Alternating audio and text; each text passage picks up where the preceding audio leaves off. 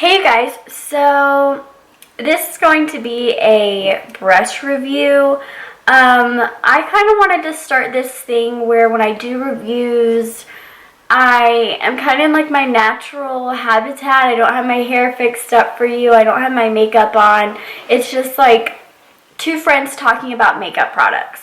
So obviously I have no makeup done. My hair has been brushed, that's about it. My teeth have been brushed, that kind of thing. But I am going to jump right into this video, and this is the full collection of Smith Cosmetics brushes. Let me see. Before I get on to the brushes, my last video, I told you I would review the Cinema Secrets brush cleaner, and I cleaned all of my Smith brushes with this brush cleaner, and it was super easy, super quick, and I really enjoyed it. It did kind of have like an alcohol smell, not like drinking alcohol, but like rubbing alcohol smell. I'm sure that's why it cleans them so quickly and fast, but it didn't dry my bristles out, which was a big thing because this is not a cheap set of brushes. So I'm going to jump right in and go on to what we would know more as like the blending brushes. Smith brushes are very, very different than the normal big fluffy blending brushes that we're used to. And I'll be honest, when I first opened them, I kind of was like, oh, what is this? How do I use it? Am I excited about it? So just jumping right in, their main blending brush is the 232, and this is what it looks like. It is basically a tapered blending brush, but it is packed pretty densely. When I first used this, I was very confused on like how I was supposed to like blend the eyeshadow, because I felt like it just really focused it in the crease instead of like blending it all over. But I found, depending upon how you hold it, it blends better than any like transition blending brush that I have. And then if you want to focus little things in your outer corner, or even if your inner corner under your eye, you can. It's a super awesome brush. It took me a little bit to learn how to use it, but now that I know how to use it, I really do enjoy this brush a lot. And now moving on to the next one is the Smith 235, which it is very similar to the blending brush. It's tapered a little bit more, but if you can tell, it's kind of squeezed, so it's not like round. And this, I honestly haven't used this brush that much because I used the other one a lot more. But it is great for focusing areas in the product, like if you're doing a cut crease. Because it's so tapered, you can stick the tip of it in the cut crease and tilt it a little bit and be able to blend it up while not getting any shadow on your lid. So this is an awesome brush.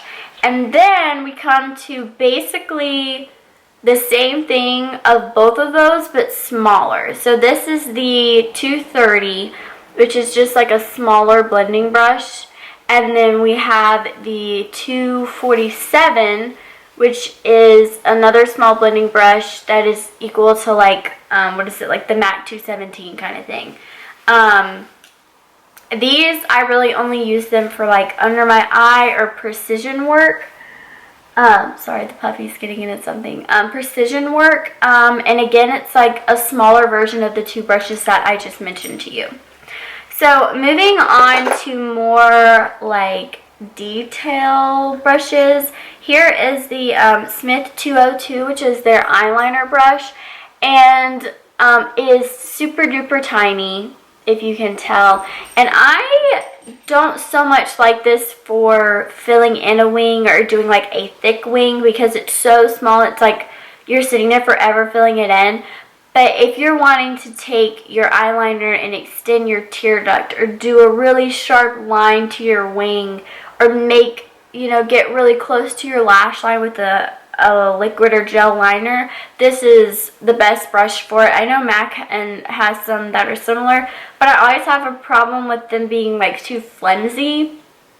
And I don't have that issue with this. My only thing is, since it's so small, it's irritating or annoying and time consuming to fill in a big wing liner, but they provide you with brushes that kind of fix that. So this next brush is the Smith 205, which is just a big angled brush. I can't really say much about it other than it's an angle brush. It's a little bit shorter than most angle brushes, and it's definitely packed a lot denser. So it's not flimsy. It's really easy to use. I don't use this for a wing liner. I've used it for doing a cut crease. I've used it for eyebrows. I've used it for just kind of detailed work, whatever I'm trying to do. And then there's a smaller version of that brush, which is the 203. So it is literally a teeny tiny angle brush, and I like this for doing a winged liner because I can take it and make my line, and then when I drag it back in, it almost fills it in as I'm dragging it back down to my lash line. It's just a super small angled brush. It is definitely cut a lot shorter than most, so it's not flimsy and it's really easy to work with, but it does take a little bit getting used to. And then we have a tight liner brush, which is the Smith 212, which is just a flat tight liner brush. I don't really know how to explain it. It's really great because I have a tight liner brush that's pretty big, and when I'm on clients, it's really irritating to them when I've got this big intimidating brush and I'm over here trying to tight line on them. Whereas this one is smaller, but it's big enough to where I'm not in there for a really long time. I can dip it in and get, go in 2 to 3 times, and I've gotten the job done, and I haven't irritated the client, and I haven't irritated myself when I'm trying to tight line on myself. So moving on to kind of the eyebrow section, I have not used this eyebrow brush because I use a pencil and not like a pomade. But this is the Smith 211, which is a angled brush, but the bristles of it, I don't know if you can tell, are extremely stiff, and the reason being is it's supposed to be able to put it into a Anastasia dip brow, and when you flick it through your eyebrows, it's supposed to mimic hairs. I have not used this boy yet, so we'll see how he works. And then the spoolie. I really enjoy this spoolie. Sorry, there's hair on it. It's just a spoolie, and it's a real spoolie. It's not like when you get like a Brow Wiz or the Goof Proof Brow by Benefit. You get more of it's like a little mascara wand, and I feel like that doesn't really move my brows around the way that I would like it to, whereas this I can just get in, get out, and it works pretty well. So there's the spoolie. I have categorized kind of the brushes that I would say are different. This Smith 220 brush is like a giant flat type brush, and they call it a blending brush. That is not what I have used it for, but they call it a blending brush. It is very soft. It's very densely packed. They pretty much say you can pack on color and turn it sideways and blend it. I have not tested that, but I have used this for under my eyes. I've also used it if I want a really sharp line, like if I'm blending under my eyes and I don't want it to kind of just buff into my eyeshadow on top. I want like this really sharp line. I'll use it for that. I've used it for nose contouring. I think it's a really great overall brush that you can use for several different things, and I've never really used anything like it, so I was kind of intimidated by it when I first got a hold of it. Now these next two are the exact same thing. One's just big, one's just small. This is the Smith 253 and 256. These are what they call like their packing brushes, the brushes you would pack eyeshadow onto your eyelid. I immediately fell in love with the smaller one, which is the 253, because I don't have big eyelids, and so to get something with this taper on it to get down into my inner corner, I could pack into my inner corner and then work my way up. Now, this bigger one, if I just want to put like one shade on my eyelid and blend it out, I will literally just pack this whole shade on my eyelid and blend it out, and I'm done. These brushes have kind of changed my flat packing brush game, I guess you would call it. I really enjoy that they're pointed and I can get down into those inner corners without having to maneuver a brush all around my face. So before I move on to the face brushes, I just want to talk about the 2 lip brushes that it comes with. And if you can see, if the camera will focus, this lip brush here, which is the Smith 302, has got this curve to it, and I really enjoy that because when you're doing your lips aren't perfectly rounded like this brush, right? So it allows you to kind of go around your Cupid's bow and not have to do that whole like drawing out and fiddling when you're trying to put on a dark liquid lipstick or work on a client's lipstick or whatever. Now, I really like the 204, which is the smaller version. It's a really small, dense lip brush, and it's because like if I have got a lipstick or liquid lipstick that I want to use as a liner, it's small enough where I can just use that as a quick little liner, or if I'm trying to do some lip art or anything like that, I can just get it all done really quick, and it's small enough to where it works really well. So those are all of the small brushes. Now I'm going to go into the face brushes. I'm going to move through these pretty quick because there's only 5 of them.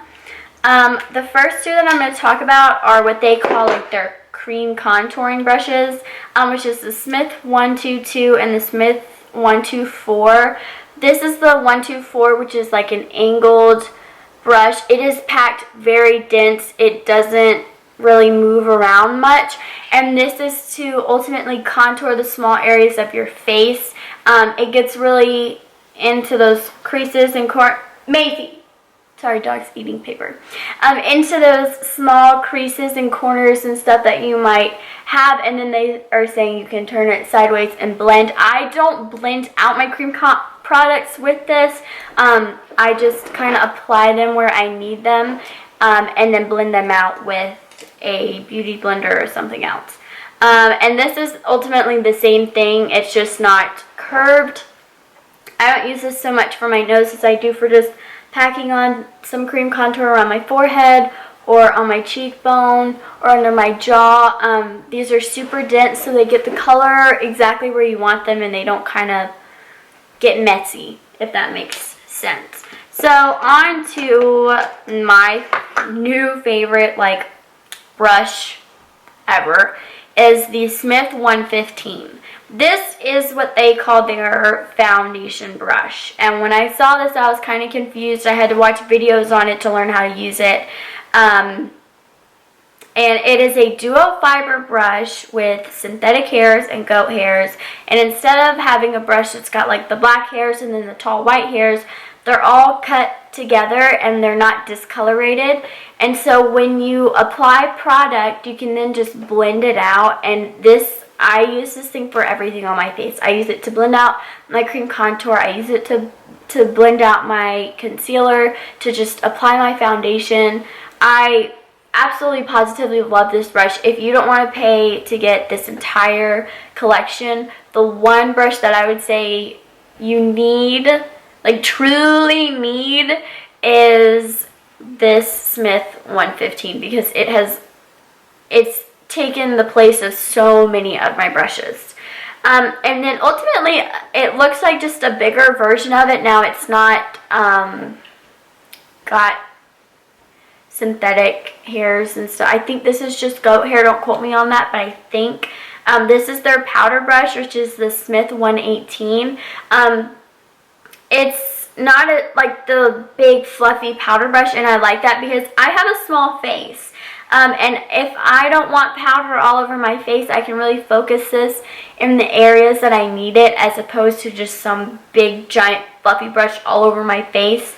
And I like that you can really focus it in different areas, because I set the center of my face with like a translucent powder or a banana powder, and the rest of my face with like a foundation. So this is really nice to be able to focus in the areas that I need. And I actually really enjoy this for bronzing up the skin as well. And last but not least is their contouring brush, which is the Smith 112, which is this little dude. Macy, stop it. I was confused by this brush because I was like, how are you supposed to bronze and contour with this? Because it's so small. But once I actually used it, I don't so much like it for bronzing the face as much as I do like it for contouring. I will bronze the face up with this guy and just all over bronze, and then I'll take this little dude and take my little contour and focus it exactly where I want it and then blend it out. And it's small enough that I can take it under my lip, on the side of my nose. You know, I can get every place on my face that I need to contour without feeling like this brush or most contouring brushes, I would like pinch them to do the small contours on my face that I needed to. So ultimately, I love this brush set. It was my wedding gift from my husband, so thanks, babe. I definitely had to learn how to use the brushes, but once you learn how to use the brushes, then it becomes like there's so many of my brushes that I have now that have become just 100% client brushes because I don't want to use them on myself. These are my personal brushes, except for the lip brushes because I don't use lip brushes on myself. And I don't have enough good things to say about them. I'm actually going to get a couple of the foundation brushes for client use. But I absolutely love these brushes. And I think they're pretty great. So 2 thumbs up for me to Smith Cosmetics on some awesome brushes. I hope you guys enjoyed this video. I know it was long, but most reviews are. I hope it was helpful on your decision to not get or to get these brushes. I really recommend investing in some of them because they are an awesome set of brushes. If you enjoyed this video, please give it a thumbs up, and if you have not subscribed, please do so if you want to see more videos. I can't wait to see you guys soon. Have a good day. Bye-bye.